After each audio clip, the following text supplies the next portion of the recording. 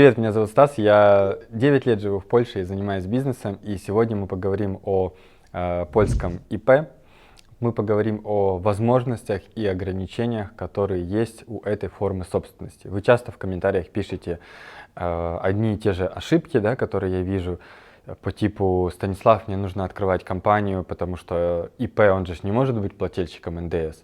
Не может, поэтому буду открывать компанию, да? Или, наверное, есть какие-то ограничения при работе с B2B или с B2C и так далее.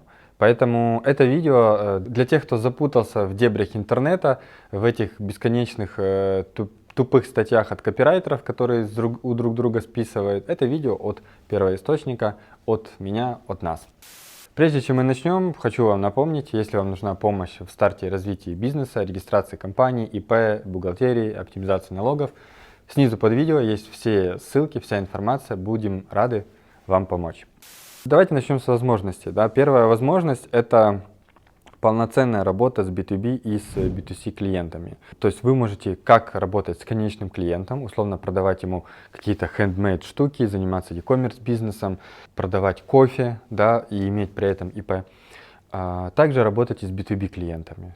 Любые там B2B транзакции, условно у вас там бедренка покупает услуги по клинингу, да, это B2B транзакция, и вы можете полноценно в рамках ИП работать с этим. Второе. Возможность быть плательщиком НДС, то есть плательщиком ВАТ. В Украине, например, не все форматы частного предпринимательства могут быть плательщиками НДС. Здесь все. Поэтому раз и навсегда просто себе запомните, что в рамках ИП вы можете быть плательщиком ВАТ. Третье. Можно продавать по Польше, по ЕС и по всему миру. В рамках своего ИП можете вот прям работать вообще по всему миру. Четвертое. Можно заниматься импортом-экспортом. Некоторые товарищи мне писали, что типа мне точно нужна компания, чтобы вот заниматься там, завозить какой-то товар из Украины в Польшу или из Китая в Польшу. Или: Станислав, а какая форма налогообложения мне подойдет, там компания или ИП, если я хочу привозить товар из Китая? Любая. Это может быть как компания, так и ИП. Вопрос на самом деле там в другом. Пятое. Можно выдавать чеки и иметь кассовый аппарат. Думаю, тут всем понятно. Шестое. Можно нанимать сотрудников. ИП тоже может нанимать нормально сотрудников. Там есть ограничения на третьей форме reach out, но в целом в этом нет проблем. Возникает вопрос, какие есть ограничения? И ограничения следующие. Первое. Нельзя объявить себя банкротом, если есть долги. В отличие от компании, где вы там технически, у вас кассовый разрыв, у вас там, вы не можете по фактурам платить, вы можете сказать: окей, мы объявляем себя банкротами. У нас уставной капитал 5000 злотых, вот берите все, стягивайте долги с компании. В рамках ИП так не совсем получится, то есть ты если скажешь, что у тебя ты не можешь платить по инвойсам, то будут искать, что у тебя, если что, можно отсудить. Это процесс не быстрый, понятно, это не так, что ты не заплатил кому-то за инвойс, там, я не знаю, 10 тысяч злотых, да, и на тебя подают в суд, а у тебя там машина в Польше есть, и через неделю ты обязан отдать свою машину за долги. Это не так происходит все, то есть это процесс там типа на 2 года может быть, но чисто технически так это работает. Нельзя дать кому-то долю в компании. У вас нет компании, вы ИП, я вам напомню, да, поэтому вы не можете дать долю от самого себя. ИП здесь не подходит, и я считаю, это ограничение, которое важно знать.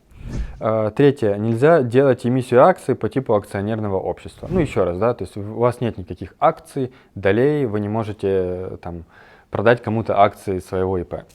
И последнее, четвертое, нельзя отдать на кого-то ответственность. Ну, то, что я говорил, да. Ты в рамках ИП отвечаешь в случае чего-то всем своим имуществом.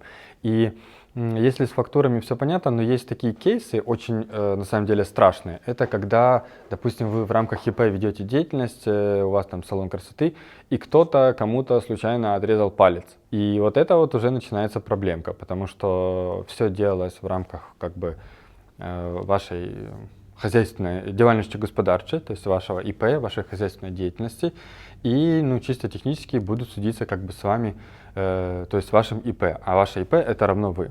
Вот такие вот риски. Надеюсь, вы никому не отрежете палец в рамках вашей деятельности, и все у вас будет хорошо. Хорошего вам бизнеса в Польше. Спасибо за просмотр этого видео. Если вам понравилось, поставьте, пожалуйста, лайк, напишите комментарий и подпишитесь на канал, если вы этого еще не сделали. Если я могу помочь вам в развитии вашего бизнеса, помочь открыть ИП в Польше, помочь открыть компанию спółka ZOO в Польше, или вам нужна платная профессиональная консультация, снизу под видео есть все необходимые ссылки, оставляйте заявку, я либо менеджер с вами свяжется, я буду рад вас видеть. Хорошего вам бизнеса в Польше!